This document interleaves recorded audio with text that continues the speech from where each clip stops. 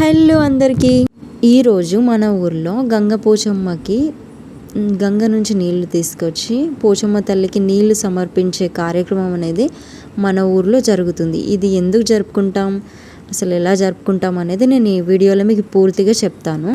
మనకి ఉదయం నుంచి అంటే మార్నింగ్ నుంచి మనకి ఈ కార్యక్రమం అనేది స్టార్ట్ అవుతుంది. వారి నామస్మరణ చేసుకుంటూ ఒక ఇద్దరు ముగ్గురు మన ఊర్లో నుంచి పెద్దవాళ్ళు ఎవరైతే ఉంటారో ఊరు పెద్దలు వాళ్ళు గంగకి వెళ్తారు అన్నట్టు. గంగ నీళ్ళు తీసుకురావడానికి డప్పులు బోనాలతో ఆ రోజు మొత్తం ఊరంతా కలకలలాడుతుంది.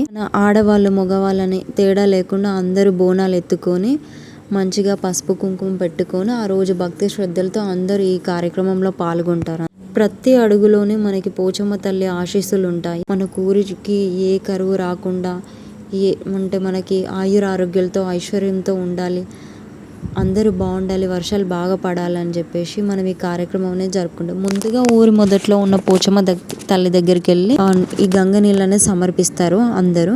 దాని తర్వాత ఊరి చివరన ఉన్న పోచమ్మ తల్లికి అంటే ఐచేతులమ్మ ఉంటుంది. మన ఊర్లలో చాలా ఒక్క గ్రామంలో చాలా దేవతలు ఉంటాయి. అలా ప్రతి దేవత దగ్గరికి వెళ్ళి ఇలా మనం ఏదైతే బోనం తీసినామో అమ్మవారి చుట్టూ మనం పోస్తామో ఈ వాటర్ అనేది మనం అమ్మవారికి సమర్పించి దాని తర్వాత ఇలా బండారేసి మనం పసుపు కుంకుమ వేసిన తర్వాత కళ్ళు పెట్టేసి మనం ఏదైతే నైవేద్యాలు తీసుకో అమ్మవారికి సమర్పించి దాని తర్వాత మన పక్కన ఏదైతే గుడి అంటే పక్కన ఇంకా రామదేవతలు ఉంటాయి కదా, ఆ పక్కన దేవతలకు కూడా సేమ్ అలాగే పసుపు కుంకుమ అన్నీ వేసేసి ఇలా 5 చుట్లు ఇట్లా తిరుగుతారు నీళ్లు పట్టుకొని అందరూ. ఇలా బోనం ఏదైతే తీసుకెళ్తామో నీళ్ళతో అదే అమ్మవారి చుట్టూ 5 చుట్లు పోస్తారు.